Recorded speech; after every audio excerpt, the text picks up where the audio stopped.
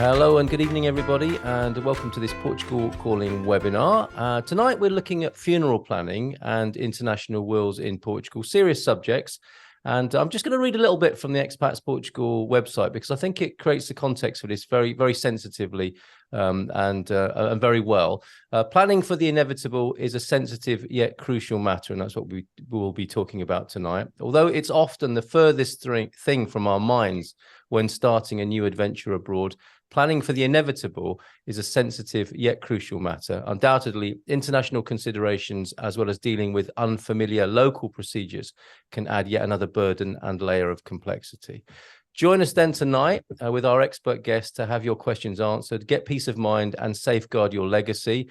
Our key points tonight, and I'm sure we'll have a wide discussion about this, but certainly will include considerations for funeral planning in Portugal for expats and foreigners, protecting your assets and ensuring a seamless transition for your loved ones, as well as the legal intricacies of international wills and how they pertain to Portugal.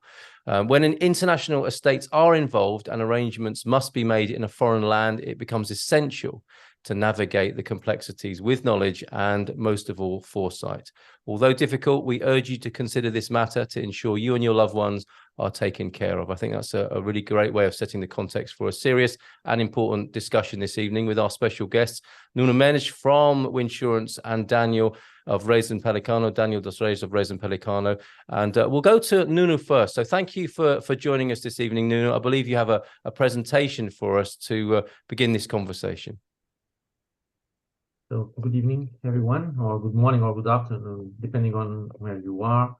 Today, I'm going to keep it light, so I don't have today fancy presentations.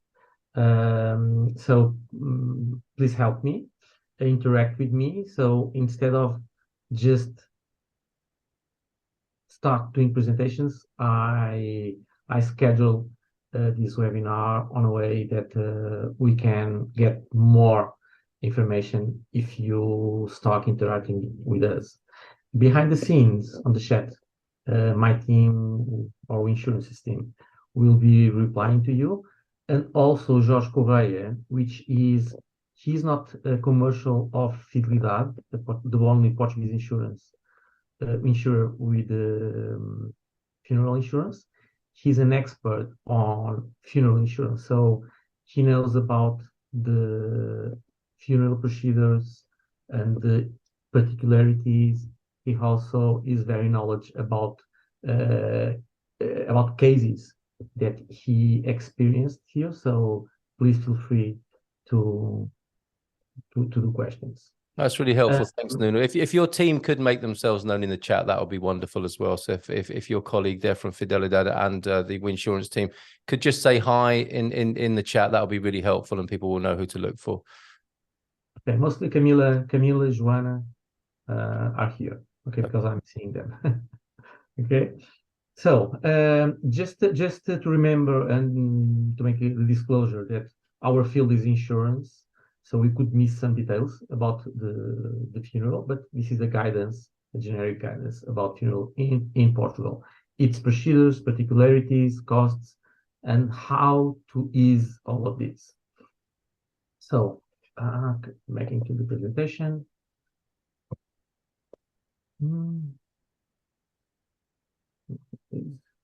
Okay, I'm online now, right?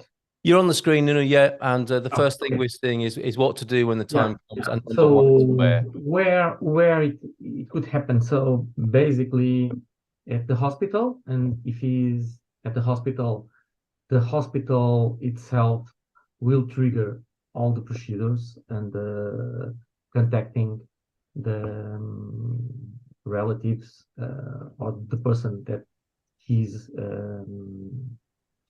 to contact, because when we enter in a hospital, we need to provide some contacts about which we want to be contacted, no matter if we are in a situation of death or not. So it's the normal procedure of the hospital. If the death occurs at home, so we have the 112, which is in United States, it's the 911. So is 112. This is the emergency number. It's also used in these situations. So in case of a dead person, so call this number and they will guide you along the process if a police needs to attend or to send a legal doctor to check the death. So it's through the 112. Also, in case of the need of an autopsy, this is this is all, everything is with them. They are the one who start the process. Okay. About the transportation of the body. So, point. I'm not. Yeah, about the transportation. I'm sorry, Nuno, I'm sorry.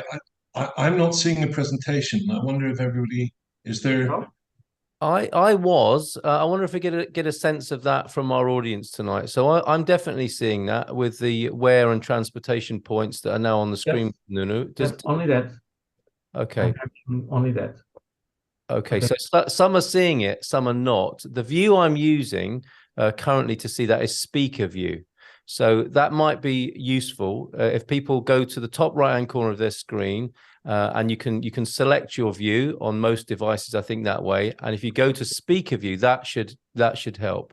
Does that help you, Jerry, for example?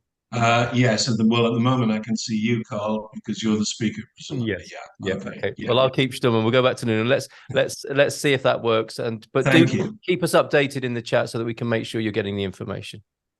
Okay, thank you. So about the transportation, this is also scheduled through the 112 or through the hospital. So transportation of the diseased person from the place of death to the funeral service location, and then to the cemetery or crematory. Now, what kind of or what types of funeral services we have available in Portugal? There are plenty of services: burial, casket or urn, cemetery plot, grave market, memorial, and so on. But the most common is a crematorium, special among some expats communities. This also depends on the culture part or the culture specificity of the person. For example, Chinese people has very restrict instructions about how to to make a funeral, and this is also something that, for example, and I'm entering on another point, but for example, in Portugal, we don't have the culture, um, our culture, we don't receive people at our home. Actually, all the ceremony is on the church, basically on the church. Okay, but we will come back to this point just a few minutes. We have the person of contact, so the person of the funeral company. Usually, he is a knowledge person, and he or she they know about what to do, and they make all the arrangements, no matter if it's the ceremony about the paperwork. Also, they can handle the same paperwork, and I believe that Daniel later on will talk about this. About crematorium, this is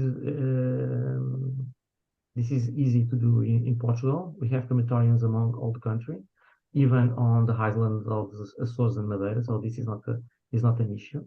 And also they provide a crematorium certificate, which allow everyone to transport the ashes on a plane to take them to another country. And this could be interesting to you. About the reception, catering, and venue. So we have very basic catering, like coffee, tea, not much more. And see sometimes on the TV or cinema that, for example, in the United States, I think that you have big receptions, some more than one day, I believe. We don't used to do this in Portugal. Nevertheless, and here is Jorge Correia of Fidelidade, they are open to study, adjust these procedures to the expats community of expats Portugal members, if this is really a need. So please give us your feedback to improve the service and proceed accordingly with your desires. That's a very kind offer. Thank you for that, Nuno. Just to update everybody on the presentation, what we're seeing are some points on the screen, and not much more than that. So you're not missing out on anything. And what I'll do is make sure that I'll transcribe the subject that's being spoken about on the screen into the chat as well. So it's not as if you're missing anything else, like a PowerPoint. These are just some of the points that Nuno's talking through on the screen. And nothing that he's saying, you're not missing anything, if I can put it like that. Everything that you need to hear is being voiced by Nuno during the presentation, such as we've had it so far. So I hope that calms anyone's concerns about the presentation, and I will transcribe what I'm seeing into the chat so you can see it there. Sorry, Nuno, do carry on. As I told, I choose to keep it light with some highlights. Yeah. To give you some guidance about what we are talking about, and give some time to some interaction among us. Absolutely. Okay? Yeah, thank you for that. About the religious ceremony in Portugal, we are mainly Catholic. So this is the typical ceremony, but also there are Judaic ceremonies and Chinese. To other cultures or religious procedures due to the funeral, what happened is that this person that guide you, the funeral director assistance, he's the one who could guide you among the process, how to do this. Because, for example, and to the expats communities, often you ask for keep the body for more 2, 3, 4 days because people will be traveling to Portugal. So this is something that can be arranged in Portugal. Okay, this is not, and I'm not talking about insurance. I'm talking only about the normal procedures in funeral in Portugal. Okay. The funeral's time scope usually is 48, 72 hours. So it's 2 or 3 days. It's very quick. Everything happens very quickly. But there are some flexibility. It will cost you extra mortuary daily fees, not much, but just to know that this is flexible and can be arranged. About paperwork. Yeah, we are in Portugal. We also have a lot of paperwork to everything. I don't know with this matter how it works on other countries, but there are some procedures that must be done on the following 48 hours, do the registration of the disease, get the assent to the óbito, so with the certificate of death, do some obituary announcements. All of these we need to think about this and do when the time came. Yes, if the disease had some kind of life insurance, the insurer could require a certificate with the cause of the death. Okay, I don't know, Daniel, if you want to come back to this point, because this could be a legal point. Some barriers that we can find. Emotions, the first, grieving isn't easy. The language, handling with all of these on a stressful period. The Portuguese bureaucracy and also the Portuguese culture, because we are not, we could not be understand some things that you could need to transport the ashes, or according your culture.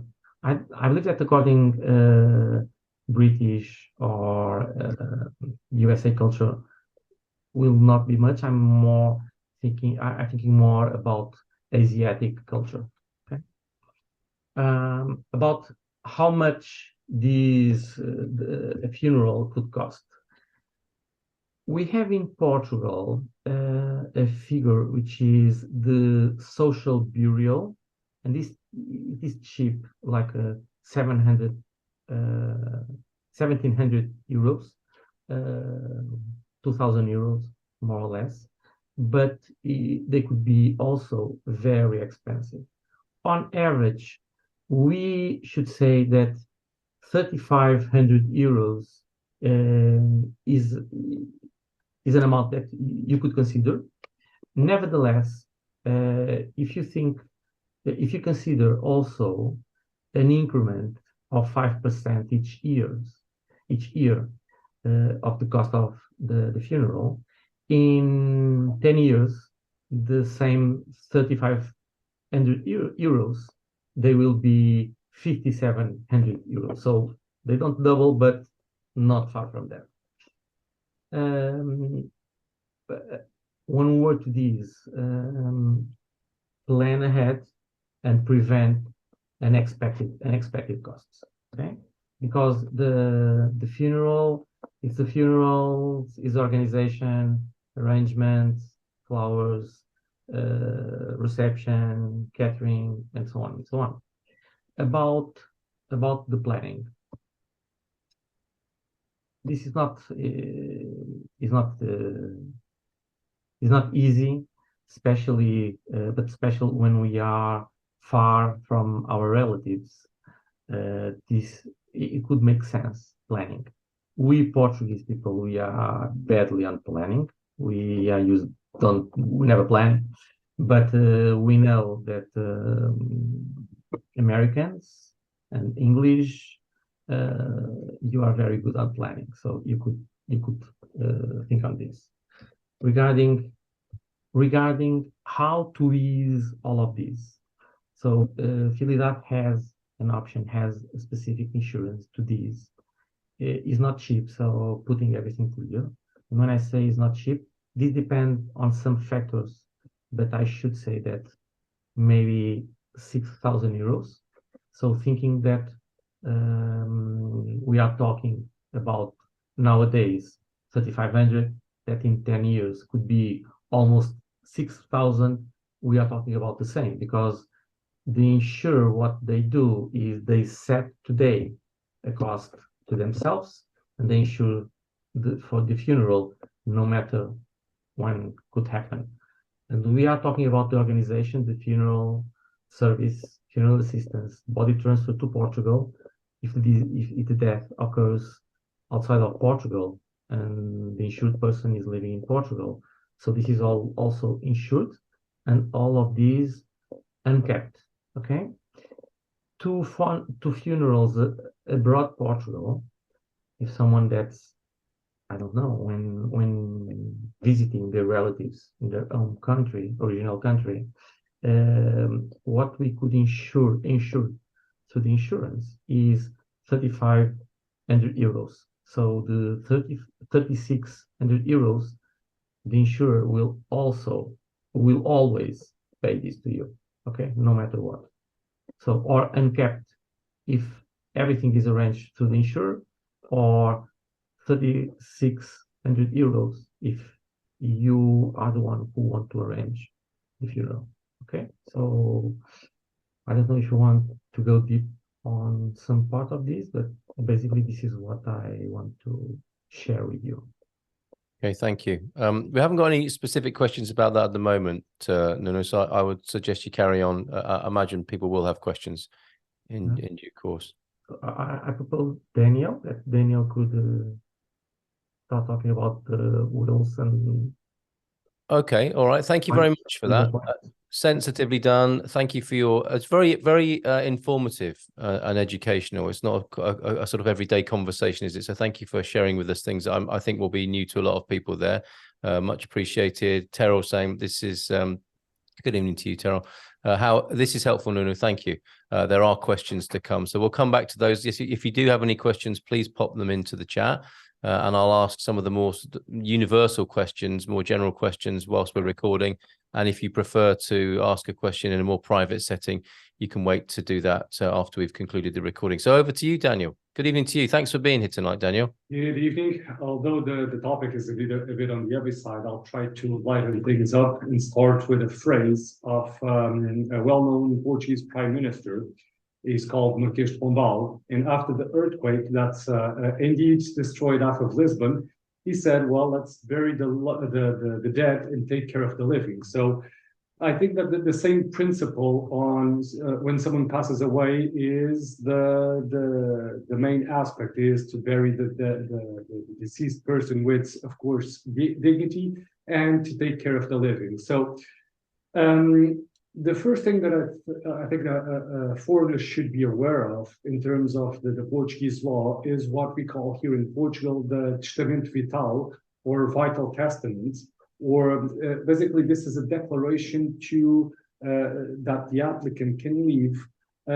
So if he has a terminal illness or if he has some type of disease that he cannot decide for himself, what to do in terms of what to do medically. So there's a lot of questions. There's a form, a questionnaire that the applicant needs to address, and he has the right to decide when he's still well if the doctors will revive him in certain cases, what type of intrusive or if intrusive types of treatment are applied. And I think this is a very useful instrument to have if you want to be an organ donor or if you don't want to be an organ donor. All those types of situations can be covered with this legal instrument. It's free. It's done by the Portuguese National Health Service. And the only thing that the applicant needs is to fill out the form and to have his Portuguese health insurance number from the public sector. And I see one of the comments, Advance Directive. It's exactly the same thing as an Advance Directive here in Portugal. And indeed, I think it's something useful to have. And this is something that you can prepare beforehand as someone that is going to live in Portugal. The other key aspect to consider is, are you leaving your assets, your Portuguese assets, in a will or not? Sometimes a lot of clients do ask the question, well, I'm living in Portugal, but I don't have anything in Portugal. I'm just renting a property. My kids have access to my Portuguese bank account here. Should I worry too much? And the usual, my usual advice is, no, you shouldn't worry too much if you don't have registered assets here in Portugal, and if your heirs do have access to your bank account, your Portuguese bank account, because the bureaucracy only starts effectively once a person indeed has assets in Portugal, like cars, boats, houses, or any other assets that are indeed registered. So first thing to consider is, do you want the Portuguese law to be applicable at the time that you pass away because you do have a residency permit here in Portugal? If the answer is yes, and if you're happy on your Portuguese assets to be divided amongst your heirs equally, then you don't need a will. That's basically a straightforward answer. On the other side, if you're not happy how the Portuguese law does distribute the assets because it doesn't provide a lot of freedom to the foreigner, and if you don't wish to have, if you wish, for instance, to have the property in Portugal going to one of the heirs or going to someone that is not a legal heir in Portugal, then definitely you do need a will. And you can start with the international will situation, as we covered before in other webinars. Basically, this is a legal instrument that will avoid the application of the Portuguese law. So instead of having the Portuguese law applicable to the time that you pass away, you can choose the law of the country that you have your passport. So let's say the UK or the US law. If you want to be more specific, you can even have not an international will, but a normal will that will specify the assets that you want distributed in a particular fashion, and the law that you want to apply, that you want to be applicable to that specific distribution. So the combinations and the variations are indeed great, and does depend on the country of nationality of the person, and then the type of assets that they have in Portugal, the way that they want to distribute the assets, and so on and so forth. So indeed, having legal counseling on a situation like that preventively, it's the way to go. The other key point that I think it's worthwhile to mention is that the person that will receive the property once you pass away will need to have a Portuguese tax number, or everyone that will inherit a Portuguese asset will need to have this procedure, the NIF done, the Portuguese tax number. And if the procedure is somewhat of normal, we have what's called the habilitação de herdeiro. This is basically a legal procedure with the Portuguese tax authorities and the notary, that you go and declare that you are the heir of the person that passed away. And usually it's the eldest of the sons that should declare all other heirs. And the one thing that I would like to point out is really all other heirs should be declared if the Portuguese law is the one applicable. Because if someone is not declared, then this can be considered a crime of false declarations, and this is not a position that the heirs should be putting themselves to. And after this procedure is done, then the asset can indeed be distributed or sold to a third party, and the money divided amongst the heirs. In terms of the normal procedure that Portuguese people do, well, Portuguese people, as Nuno said, they're not great at planning, so usually there's not a lot of people that do wills. And then it starts a bit of mayhem with property, as we mentioned before, because a lot of properties stay non-divided for years and years and years. And then you have 3 or 4 generations that own the property, and then it's quite difficult to divide those properties. So don't do that. Don't do the Portuguese way on that regard. Do estate planning and wills planning. That's my advice, especially considering that you are living on a foreign country, and that the possibility of having a foreign law being applicable to the time that you pass away is something that probably it's not as comfortable as it is, because it's a foreign law. And that's the main reason that we do advise the international will, or even a normal will stating the correct asset to be distributed and the law to be applicable. So that's the major topics that I wanted to cover today. I don't know if in the meantime someone has inserted any questions, Paul, but yeah, let me know. We do have some questions and clarifications. And Nuno, before we do those, I think Nuno wanted to add something as well. Yes, I want. Thank you. Daniel, just to clarify that I believe that nowadays, automatically, if we say nothing, our organs can be collected or donated. If we don't want, we need to leave this very clear, Correct. right? Correct. So by default, I think there's an age range for that. So people between 18 and 50 or 55, I can't recall the actual ages, that you may consider to be an organ donor by default. Some people don't like the idea, but this is actually good in the sense that Portugal is one of the countries that has the highest, or one of the highest rates in terms of organs to be donated. And In fact, it does save lives at the end of the day. So I do fully understand if someone doesn't want to be an organ donor, then have this vital testament or the declaration that I mentioned. But if you don't want to be by default an organ donor, by all means, register this within the Portuguese health system, and any other specificities that you may wish. Some people don't want blood transfusions, for instance. This is a document correct to have this inserted. And it just creates some peace of mind that if something horrible does happen, the person is or knows what the doctors can do and cannot do, because those are their wishes. And I think that's relevant, that's important. Thank you. And Nuno, did you want to add anything further to that? It's a very good point indeed, and I suspect there is a process for doing that, which may be the subject of a further discussion for somebody who goes through that, who wants to opt out, as it were. They might like to document the process that they went through on the Expats Portugal forum, which would be a very good resource to other people, I think, to know what people have actually done as a first person testimony.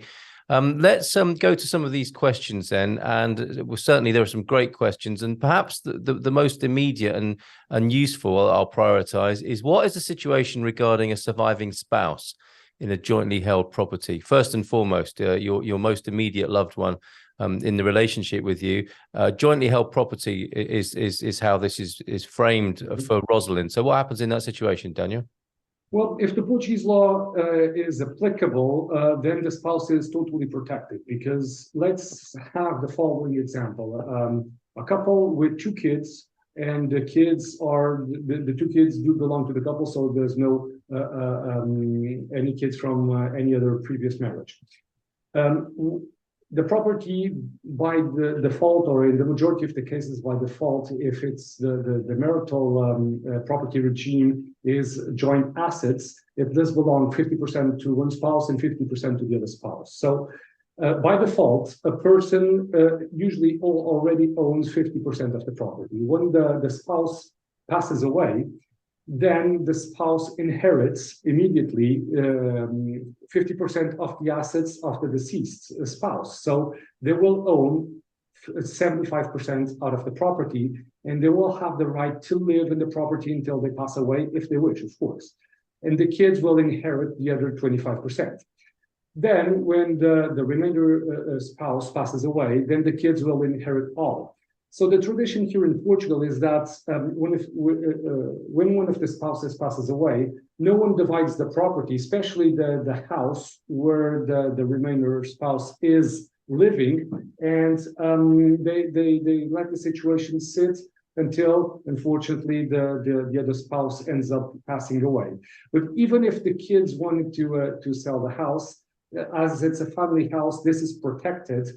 And they cannot force the sale of the family house because basically that person lives over there. So it's full legal protection on that regard, and the spouse will not be at the mercy of the kids that want just to have the house sold and the money on their pocket. So it's full protection, and nothing will come out of it unless the person really wants to sell the property and to move to somewhere else. And that would be assuming, if we go into the nitty-gritty of this, that would be assuming both of those people, the deceased and the spouse, are Portuguese residents, and that they are, in the eyes of Portuguese law, indeed married.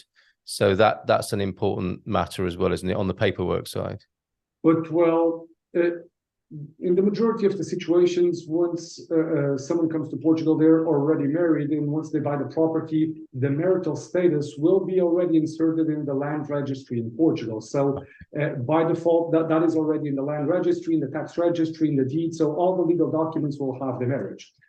If they're not married, but let's say common law partners, because that's something that happens quite often. Let's say that one of the spouses buys the property and he lives in a common law partnership with the other spouse, and the other spouse does not buy the property at all. So he doesn't own 1% of that property. Even in those situations, there's a legal protection for 5 years So the common law spouse can live in that property for 5 years until he readapts to the new situation, and the heirs cannot sell the property. And I think this is reasonable because it provides a good level of protection for common law spouses, and the kids will eventually inherit they do inherit the property, but have this stop from the law that basically stops the property from being sold within 5 years, to allow the other person to basically get a grip back into life and to get a new home to live. So it's another protection that the Portuguese law does offer that I think it's sensible. Got to agree. Got to agree. That sounds else. very kind. A very, very kind situation. It is. It is, because in the eyes of the Portuguese law, it tries to make the best possible equivalence between marriage and common law partners, as long as you have been living for more than 2 years and you do register this common law partnership in the Junta de Freguesia, in the municipality, after those 2 years living together. So I think it's quite sensible from the Portuguese law. Okay, that's something I didn't know about, and I imagine will be news to others. So, one might take that precaution of registering the common law partnership at your local junta. Well, that's an interesting evening out, isn't it? In some parts of the country, and obviously, the juntas are open at different times of the day, depending on where you live. I think Nunu wants to chip in on this. Yes, especially because last week we have talked about NHR. Yeah. And this is not about wills or insurance, but I believe that heritage has a minor tax in Portugal, like imposto de selo only. And I don't know if this is an advantage to other countries or not. Correct. Because it's everything related. That's a very interesting topic. About this, Daniel. That's a very interesting topic. And there's a lot of people that do consider Portugal once they're moving, because, as Nuno put it really well, there's no inheritance tax in Portugal. So when someone passes away, you don't have a percentage out of the assets of that person taxed by the Portuguese state. What you have, though, is once you do the registry of the property in the name of the heirs, you need to pay stamp duty, but the stamp duty is negligible in the great scheme of things. So we're talking about 1,000, 2,000, 3,000 euros, but the property will be in the name of the heirs, paying those registry costs, so notary costs, registry costs, and the stamp duty. But at the end of the day, it's not a significant cost to have the property in your name. And it's an advantage of the Portuguese tax system that it doesn't tax the inheritances here in Portugal. And we did address this in one of the previous webinars. There was talks a few years ago to change this, but it suffered such a great backlash that the government at the time, I think it was about 10 years, they decided not to do it, especially because the way that the majority of the Portuguese people leave some money to their kids is via property acquisition and keeping the property, their own house, and then the kids will inherit the property. So it's a tangible asset, and this is the traditional way of leaving something to the kids. And fortunately, that's not taxed apart from this stamp duty that I mentioned, but it's not significant in the full spectrum of receiving a house in your own name. I did see one interesting question about insurances if you have a bank loan, and probably I'll address that. If you have a mortgage and one of the spouses passes away and you have life insurance, and the majority of the loans here in Portugal do have life insurances because it's mandatory for the majority of the loans, then the insurance will pay the remainder out of the loan, and the spouse will be cleared out of the debt. So this is how it generally works. So it's an interesting key aspect. There's a lot of expats that don't understand the life insurance situation. They try to basically not pay the life insurance. The majority of the banks, they will be adamant about the life insurance. Some banks do accept loans without life insurance, depending on the age of the people that they are lending money. if they are lending 50% or less of the property asset of the equity. So it's something to consider, that it's of course painful to pay the insurance at the end of the month, but it can be highly advantageous to have the loan fully repaid if, knock on wood, that someone passes away before its time. So it's one other aspect to consider. Thank you for picking up on that. And as I understand it, most banks will like to recommend their own insurance product in this regard as well. They'll try to push. Yes. And this is a trick that banks do. They say, well, you're free to choose whichever insurance that you like, but if you choose our insurance, you'll have a more favorable rate in the loan. That's the trick that they usually do. Is that what you wanted to address then, Nuno? No. What I want to address is that also the amount paid by the insurer is not subject to tax. Oh, okay. All right, that's useful to know. Thank you for that. And on this, on the matter of inheritance taxes, and that, it's an advantage in a sense, isn't it, that there aren't in those inheritance taxes, apart from the little bit of stamp duty, the imposto de selo, I think, which is a useful phrase to know anyway, because there are little stamp duties everywhere, aren't there, in Portuguese life? Yes. But in her own unique way, Gilda, when we were talking about this before, Gilda Pereira said, yeah, not only is Portugal a great place to live, it's a great place to die as well on that matter of inheritance tax. A classic. She is totally right, yes. A classic Gilda moment there. Okay, so let's go to some of those questions. You covered the Advance Directive, and following on from that, thank you, Carol, for putting that in the conversation. We did estate planning here in Virginia last year, says Ken. Trust wills, POAs, and Advanced Medical Directives will have Reis and Pelicano updated for Portugal when we get settled. So that sounds like a good idea. That's to make sure that everything they've set up in the country of origin is Portugal friendly, if you like, and that's a useful thing to do with you, Daniel. By the sense, it is. Okay. I would say, in principle, it is, because in Portugal, or the Portuguese law can reach only for the Portuguese assets. So what's abroad, usually the Portuguese law will not be applicable, but still it's good to review the way that the client has set up his assets abroad. So at least we know that things will not collide. If let's say that there's a discrepancy between the US law or the UK will, I'm sorry, not the law, but the will, and the Portuguese will that the client wants to construct here. If there's any discrepancies, things will need to be polished. So it's a clean-cut situation and no doubts arise, because the last thing that you want to be happening is you plan everything, you leave a will in the US or the UK, you leave a will in Portugal, but then instead of things going smoothly, if any friction occurs between the two documents or between the heirs, then all the work that was done in planning the passing away, it goes down the drain. So this is something that we try to, of course, avoid at all costs. Absolutely. Thank you for adding that, Daniel. So, as you say, Cruz is here. Good evening to you. So, if you have a United States Advance Directive, which we've been discussing here and you brought up, would that suffice in Portugal, or should you update it with the Portuguese Advance Directive? It needs to be updated to the Portuguese health system, because otherwise the Portuguese doctors will not know what was registered in the US.